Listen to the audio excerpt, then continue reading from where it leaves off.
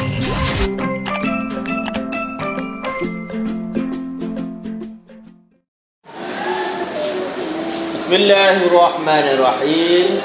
Assalamualaikum warahmatullahi wabarakatuh.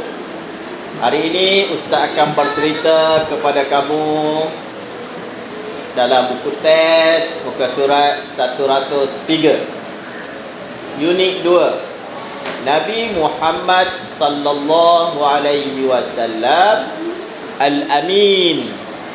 Al-Amin maksudnya seorang yang sangat dipercayai. Nabi kita, nama apa Nabi kita? Muhammad. Sangat dipercayai. Sebelum daripada dia kecil, orang Mekah sudah panggil dia Al-Amin. Seorang yang sangat dipercayai. Tak pernah cakap tipu, tak pernah mencuri, tak pernah buat benda jahat. Dia buat benda baik-baik je. Dia cakap tak menipu. Dia cakap tak suka buat cerita. Sangat dipercayai. Okey, mari baca ikut Ustaz. Sabda Nabi sallallahu alaihi wasallam, la imana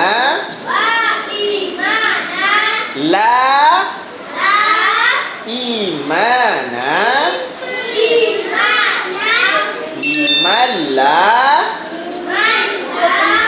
amanata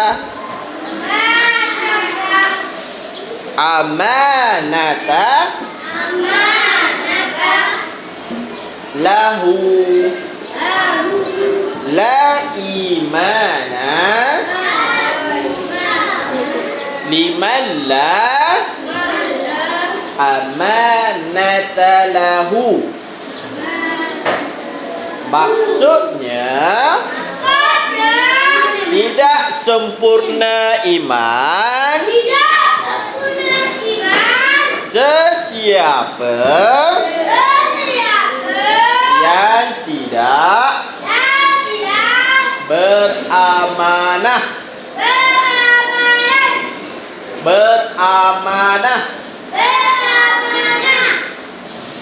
Al-Amin maksud dia yang paling amanah, yang paling dipercayai. Itu masuk Al-Amin. Hak nak orang percaya dekat hak. Nak. Apabila hak orang percaya,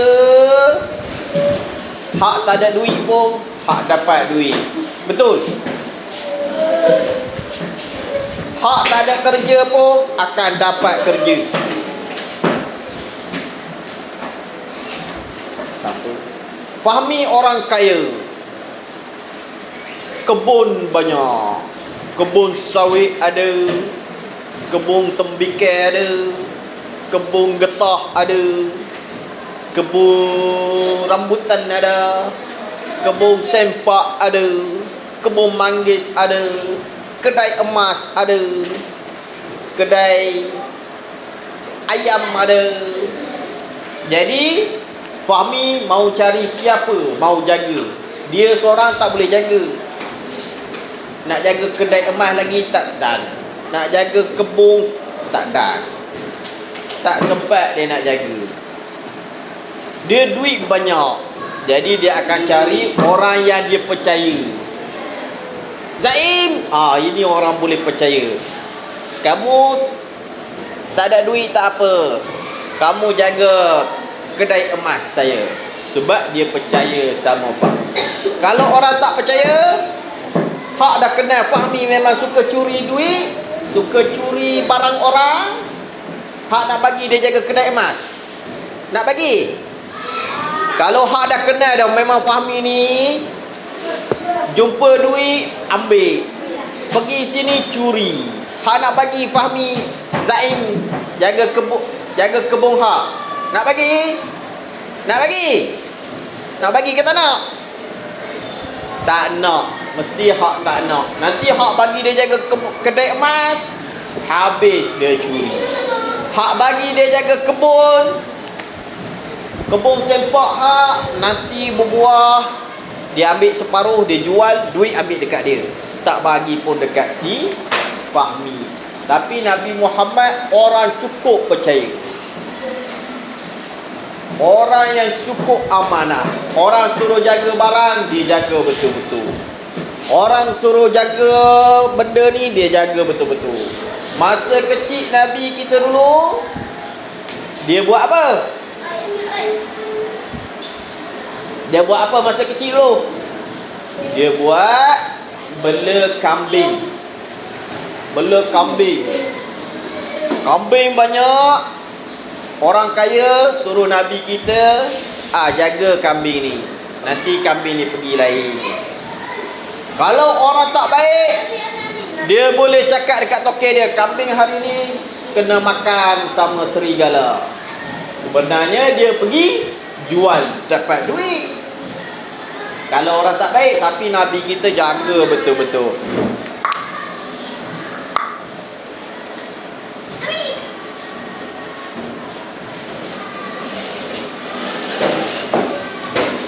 Jadi Nabi kita dikenali seorang yang al-amin, yang sangat amanah, sangat dipercayai, tak pernah cakap tipu. Tu bagi kerja dia buat betul-betul, bagi amanah dia melakukan amanah. Semua orang Mekah kenal Muhammad bin Abdullah ini seorang yang baik sangat-sangat. Okey, kita tengok pula muka surat sebelah. Muka surat 104. 104 sini. Oh, belakang sana. Okey, kita tengok ustaz dengan budak tu. Okey, gambar tu. Ada gambar ustaz dengan baba seorang. Dia buat apa tu? Oh, okey. Ambil dompet cikgu dan balik. Dia curi dompet ke apa gambar dia tu? Dia jumpa apa tu? Gambar tu dia tunjuk baba seorang jumpa dompet, dia terus bagi cikgu. Macam ustaz dah tanya hak minggu lepas, hak jumpa emas, hak ambil buat lari saja.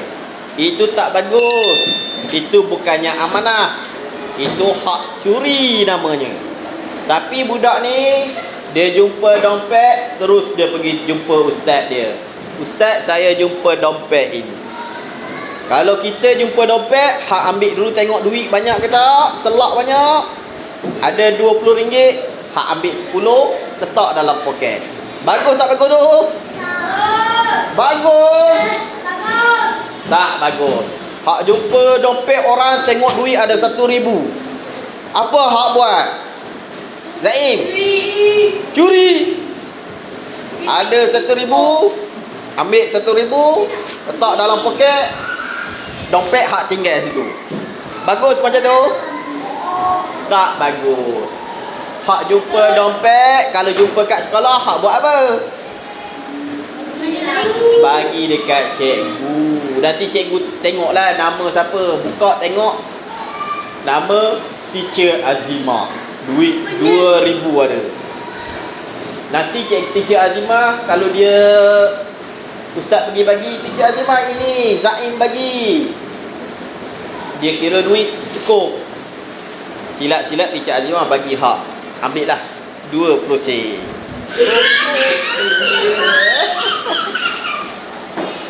Silat-silat Teacher Azimah ambil lah RM1. Tapi kita tolong orang bukan sebab nak upah. Sebab apa? Sebab amanah. Sebab kita, ustaz cakap apa itu? Keimanan.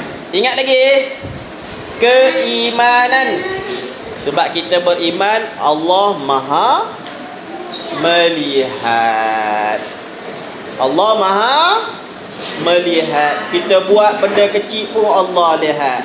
Kita buat benda tersembunyi pun Allah lihat. Jadi kita amanah pada diri kita dan kita yakin Allah melihat setiap perbuatan kita. Hak jumpa dompet ustaz, ada RM10. Hak buat apa? Tu ustaz tertinggal macam tu. Ustaz tertinggal dalam kelas, dompet ustaz. Hak buat apa? Bagi kat ustaz balik. Kawan Merdeka jatuh dompet, hak tahu yang Merdeka punya. Hak buat apa? Hak tengok Merdeka ada RM10. Hak ambil RM9 bagi Merdeka. Boleh? Tak boleh. Sebab hak tak amanah. Walaupun hak ambil orang tak tahu. Tengok kiri kanan, tak ada siapa nampak, hak pun ambil. Hak pergi dalam tandas, hak ambil duit, simpan. Dompet hak pergi letak balik tempat tu. Tak bagus, tak boleh. Walaupun orang tak nampak, Allah tetap nampak. Okey. Kita tengok pula buka surat yang 105.